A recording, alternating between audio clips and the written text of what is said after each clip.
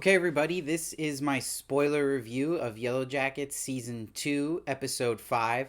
As always, please make sure to subscribe. I'm trying to get that Rotten Tomatoes approval and hit 30k subs, so I really appreciate all the help I can get. It's a competitive show, and any type of sharing, even to the Reddit, would be great. Anything at all, I'm super grateful. Let's jump into this review. Now, with this episode, I'm actually going to start with everything going on with the teen versions of our favorite crew here and start with the past. What's so interesting about the past is that we actually surprisingly get a little bit of a time jump here because of seeing Shawna now is about to give birth to this baby. It's interesting because we know that the Yellowjackets are out in the wilderness for 19 months total. So Shawna now about to have this baby. That's going to be probably about 7 or 8 months they've been out there, depending on when actually her and Jeff had the baby. It's interesting because we see this huge blizzard in this episode, but it was also interesting they kept making a point of showing the sun melting the ice. So I wonder, knowing they're out there for 19 months, if we're already going now into more warm weather is on the horizon again, and then we'll eventually go to winter again where things get really, really crazy like we saw in the flashbacks from season 1. So I'm curious how much winter we'll actually get until we get to the next phase of warmer weather. It's also interesting in this time jump you see that they are still looking at this map, but it is staying with the yarn and the symbol over it, so they are down with that theory Van has. And the big thing, too, is that Ty is not sleepwalking and that she is saying to people that Van convinced her that it's because of Lottie, and she's saying to people that she's doing it to make Van happy.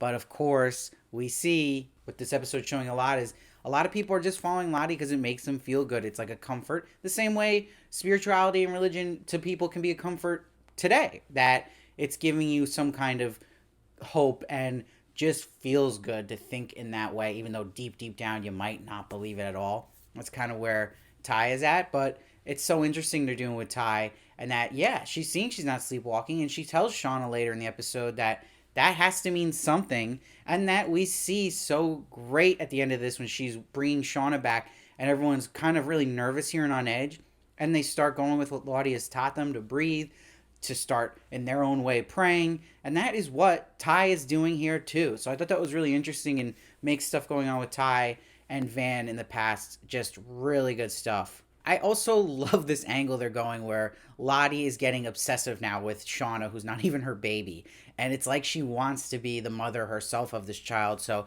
this really sets up a nice conflict between her and Shawna when this baby eventually comes out. I'm sure that's going to just keep going on and on, especially with her praying over the baby while Shawna's asleep. It is interesting that she said when the baby was sleeping, you're going to change everything. So wonder what that really means. It's interesting Lottie in their prayer circle saying too that the tuning into nature, that connection they have to nature and each other is what's going to protect them in the end. And I think this sets up well Lottie thinking at this point she's getting more confident we're seeing her in the wilderness, but that this won't go full to plan and that some of these Yellowjackets are going to suffer, and that rides to her guilt we see in present day. And I like that they showed some time here with Akila, and that she was even hesitant about the prayer circle. Now she's going, and she even tells Ty, like I was saying, that they did pregame rituals, her and the Yellowjacket Rachel in the past, Akila, and that she just liked it, made them feel good, and gave them hope. So that's why she's explaining it's why she's joining the prayer circle, and it makes sense why there's so many of them in that prayer circle now. And also I wanted to mention about Akila feeding the pet mouse here.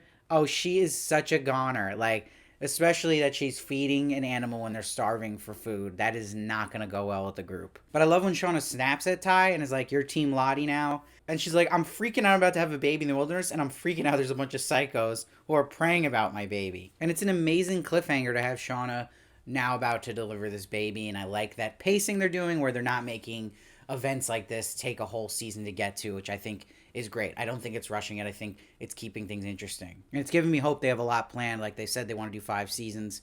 So if they're already getting to certain plot points, I'm sure there's a lot they have thinking outside the box. So it makes me excited for what's to come. Now let's talk about Javi here.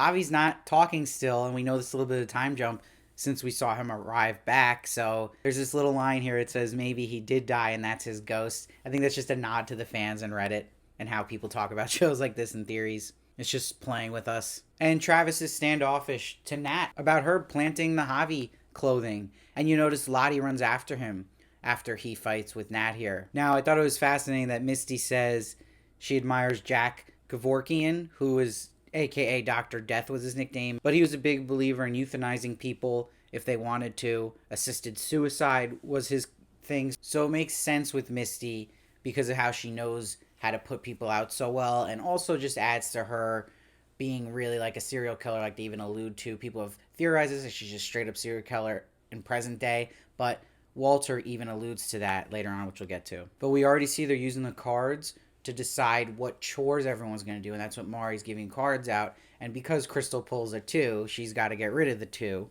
and Misty offers to help.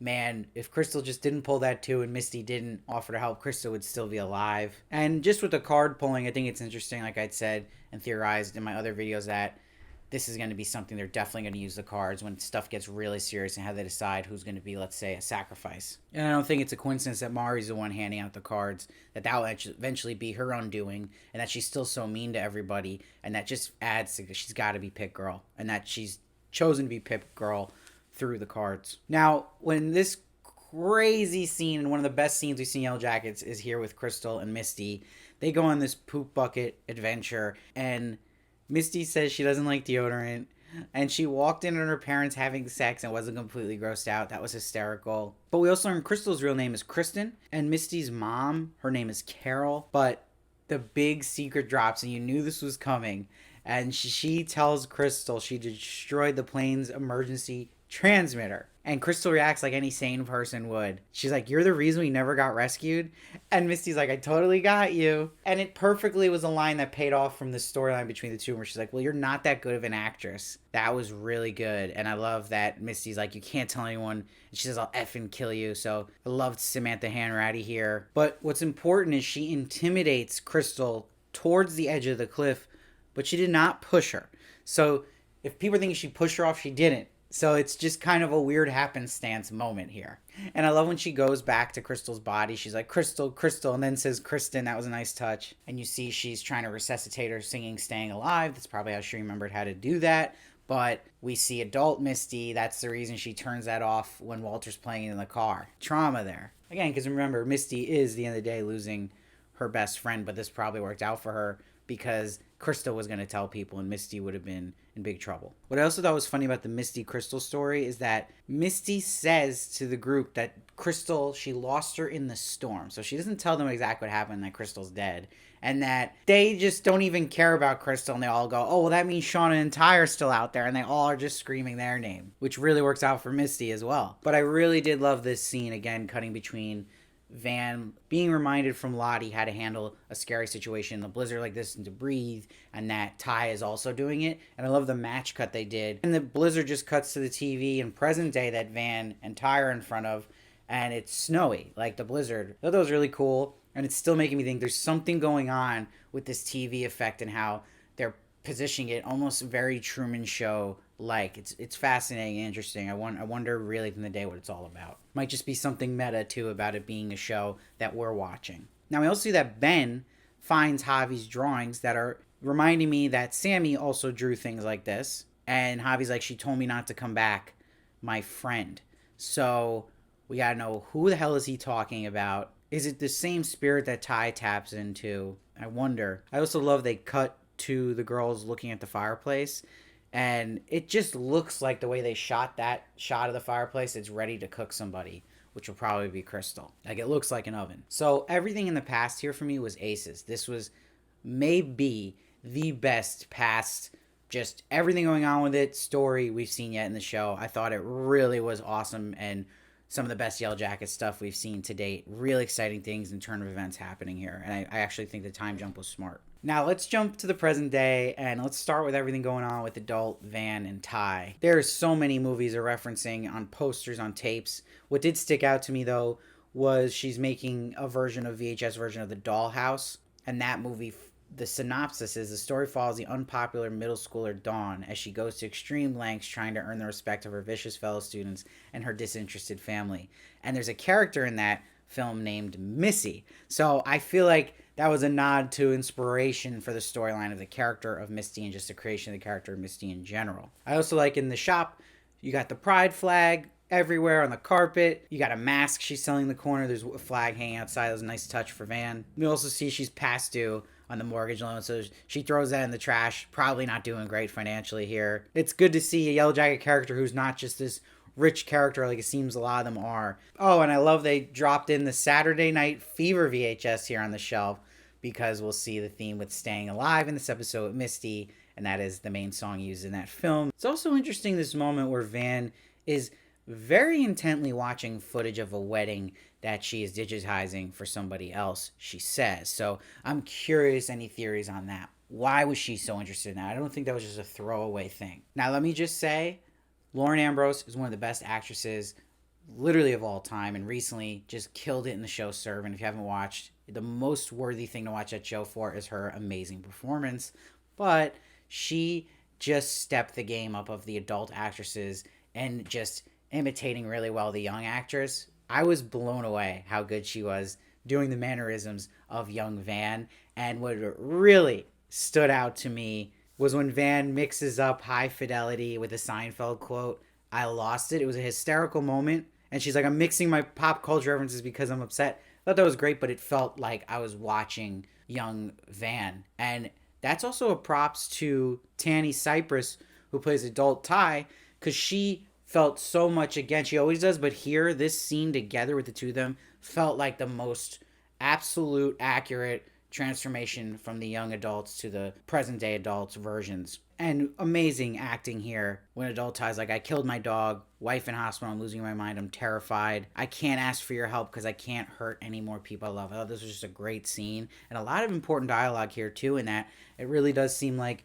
Ty was the one in the past who hurt Van, and that Ty has regrets about whatever happened between them, and that she doesn't really truly trust Ty, but she's not going to let her in this shape just go away, so she still cares about her. And we see Van's also taking oxys and lies to Ty about that, saying it was her mom who had cancer and she was dying and she was taking them.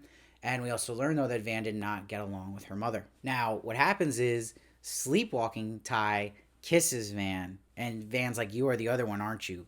What do you want? And this is where sleepwalking Ty says, this isn't where we're supposed to be, which is, again, what we've learned from the wilderness time with Van and Ty, is that Van knows the most about this character that is possessing Ty, and that it's this evil spirit, we should think, right? If Ty is not truly out of her mind and that she is getting possessed. You never know with the show, but that is what is guiding them to do things, and Ty to say things like this. And I just like the theory more and more people have had that maybe Ty some way, somehow caused this plane to crash, because we know from the past she was still getting visited and her grandma seeing these visions. So I wonder if something happened there with Ty that we just haven't seen yet. Because in all accounts, Ty, from what we know, was the most dangerous person before this plane crash even happened with these episodes. But I loved everything with adult Van and Ty, and honestly, I think right now out of the adult stories, it is my favorite story going. And there's a lot of upside there. Now let's go to everything with adult Shawna and Cali. Now, Cali's on the bowling date with Matt, the undercover cop known as Jay. Now, I'm so happy they addressed this, because it felt so contrived that the way she'd figure out he was an undercover cop is that he would slip up his credit card receipt coming out with his real name on it. But it makes sense because they explained in the episode he is a new cop, so he's not very good at his job. But he sort of is too, because he did find the lotion that Randy left, which we'll get to that crazy scene. But Cali does what Shawna would have done, and this is why Shawna will agree with Cali later, and Cali smiles at it, so you see them bonding more, and this is why it's good. Shawna is open with Cali, like I've been saying she needed to do, and that Cali needed to work with them, and that's paying off here because she told Matt that Shawna was sleeping with Randy. I love when she informs Jeff and Shawna of this, though, that Jeff's just more concerned about how that sounds, that his best friend's sleeping with his wife. I thought that was great. Now, Shawna just wants to go full on and stage the affair to Matt and Kevin. And in this moment when she goes to see Randy, Randy does mention he talked to an FBI agent, which we know was Walter, who's not an FBI agent, but about Nat and these purple people. So it's cluing Shawna in that something's going on there. I'm sure it's going to be the path that leads her to reunite with, now we know, Misty, Lottie, and Natalie at some point. And from what we're learning about in the past, it's going to be interesting to see adult Shawna with adult Lottie, because there is no way those two ever get along. Now, I was hard on the Randy scene in episode 3 on the boat, didn't think it was that good, But this was, I think, the funniest scene in Yellowjackets yet, because she gives Randy the condoms like, Randy, that is not for us. Just jerk off into it and throw it in the trash. And remember, Jackie always wanted her to go date Randy because he was Jeff's best friend, and Shawna was always grossed out by it, and Randy wanted her. So I thought that was a good payoff every time they allude to that. And she's like, don't you dare think about me. But I haven't laughed harder in the show than when he's put on the spot, Randy, in the bathroom, and he says, come on, Randog, and you get the mirror reflection. I thought that was so funny. And then he uses a lotion instead because he can't perform. But that was just great humor that totally landed for me this time. And Matt still thinks something's off, and that's why he gets the inclination to go in there. They find the lotion, and they also know now, though, that Cali is onto him. He's been made, so we'll see how that kind of shakes things up, too. But I'm actually happy they didn't drag out Cali and Matt kind of playing back and forth with each other. That's kind of on the table now for everyone, so it doesn't get stuck there. Now let's go over to everything with adult Misty and Walter. So like I mentioned, Misty turns off staying alive right at the top of this episode because now we know why. It's traumatic for her. It reminds her of when she was trying to save Crystal. Walter wants to play 2 truths and a lie with her, and he says only ever one rule here is win at the end. So that tells you a lot about Walter too. He doesn't even play fair. He just wants to win at all costs. Now, what I did think was contrived, because there's been a lot of contrived things in the show in the present day, but what didn't really sit right with me was I had mentioned in previous review that there was the Lottie honey in the hotel. But for it just to be the reason that it'd be that some way Misty recognized that logo by happenstance that they were passing the security gate here with the same logo. That's a lot of coincidences to happen at that moment for her to see that. So I thought that was a little bit easy, but okay, not the biggest deal. But I think should have been something more clever for Misty to figure it out where they were. She's too smart to have that kind of contrived thing happen for her character. Now, it does address, there was a inconsistency people thought a lot about, that how does Misty not know about Lottie in the present day? She has tabs on everybody. But it's kind of cleared up here. Maybe not totally, but you see they're attempting to clear it up because she's like, Lottie, who was committed to a mental institution in Switzerland, is here and has this cult following. So it was trying to explain is that she had just probably left on it that Lottie was in this mental institute and didn't follow up in a while. I think that's what we're going at with here. Take it or leave it, how you feel about that. I think everyone's going to feel divided on that. I'm fine with it. But I get the other argument to it that maybe it's like just inconsistent a bit. But you see when she sees Nat doesn't want Misty get in the way of her mission here and to figure out what's going on with Lottie. She knows Misty is just a firecracker and anything can happen. But of course, Misty takes it as that Nat was lying and that she's against her will here and that she doesn't want Misty to come. And that's why we'll see Misty join her later on, which makes things even more interesting. And I think that storyline with Lottie and Nat definitely could use a Misty in it. So we see, though, that Walter drops the murder bomb here to Misty and just is direct about it and is like, talks about Adam Martin that he looked into. He didn't have his mom, so he knows Misty was lying to him about knowing his mom. And he's like, I deduced you probably killed him to help a friend. So not totally accurate, but pretty close. And this is going to be a problem because Misty knows he knows too much now. And we know what happens to people with Misty when they know too much, especially like with Crystal, right? Even though she didn't directly cause Crystal's death, Crystal knew too much. She knew that Misty had destroyed the flight box, and now he knows that she's been involved with a murder. And she's like, you think I'm capable of murdering someone? And he's like, you're charming, impulsive, traits of most serial killers. So that definitely felt like it kind of can lead to those theories that Misty's just a straight up serial killer at the end of the day. So it's amusing to see what Misty does with Walter here, and knowing that Walter's out there and knows way too much now, so we'll see. Now let's wrap up with everything going on with adult Nat and Lottie. So Nat, we know, is on this mission now to get into Lottie's office. She got the keys last episode. But there's an important scene where she's with Lisa. And Lisa's like, give your voice to your darkest thoughts is how we can gain access to our deepest truths. Now this is setting up what Lisa and Nat were supposed to do together is what Nat and Lottie are going to do together at the end of the episode. That Nat will come around to doing that. Nat also notices Lottie's bandage from her cut from last episode and totally lies about it, Lottie. Again, so the other show, everyone just lies to each other. Now, Nat at night, though, gets into Lottie's office. You know, there's a gun there, which I thought was interesting, but she finds all these files on the members, which would look totally like a typical cult thing, right? Where you have all their credit information, maybe their hospital information, and she calls her out for this, but she's like, hey, everyone here knows about it. But it's interesting, Nat's like, her delusions have hurt people, again, alluding to something happens here with Lottie, and the girl she was all supposed to protect in the wilderness. And Lisa's like, better than anyone, we can't define a person based on the actions of their past. So I believe there's like a redemption arc they're setting up for Lottie in present day to something she screws up in the past in the wilderness. And a total reach, but there was also the VHS of the Fisher King in Van's store, and that's a story about a complete redemption arc from sins of the past. So total stretch, but could be alluding to maybe Lottie's future storyline here. But Lottie's like, you're not going to find what you're looking for in my office. It's in your head. And she also wants to know what Travis was saying to Nat that she was right about. So we see Lottie gets to do the meditation on Nat here. She's like, picture last time you saw Travis alive, and she says a beach, and he was seeing some girl, but she was really looking to a photo of a beach, but he probably was seeing a girl at the time in the story she's talking about, and they're doing coke. She's digging deeper into the dark truth of what was really going on and that she overdosed. And then it's like crazy because she's like, I see the crash site, but it's different. I see us dead. That's crazy. Going into fan theories about like no one actually being alive and they all died in the crash. Again, I think just toying with us, but still pretty cool. And it was really scary here. She was like, we weren't alone out there. And the Antler Queen, the way she appeared on the plane was very scary. It was creepy as hell. And then it just makes you wonder all this Antler Queen stuff. Who really is it? Is it a spiritual entity they're seeing? Is it someone else they meet out there? Who knows? But it's interesting they weren't alone out there.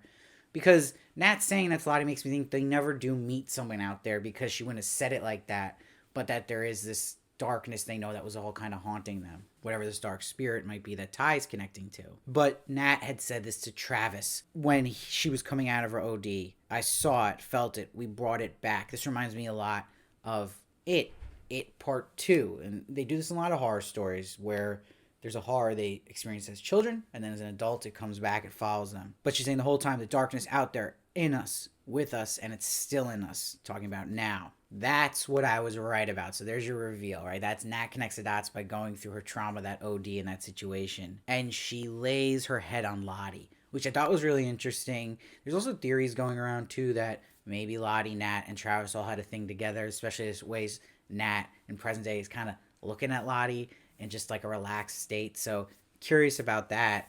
But there was some bonding between them that we haven't seen yet, probably from the past. And comfort, because Lottie comforts everybody. But Lottie sees the queen, the Antler Queen in the shadow, which I thought was so cool and terrifying. And you know that Lottie's getting her visions again, so what's going to happen here? But I thought this was really exciting stuff. I am beating a dead horse saying this and upping it, but I think it's upping itself, the show. I think this is now the best episode of the show. I'm actually going to give this one a full 9.8. I thought it was so good. A lot of stuff to process here, but really interesting turns and character stories. And I'm just excited to see where this is going to go next.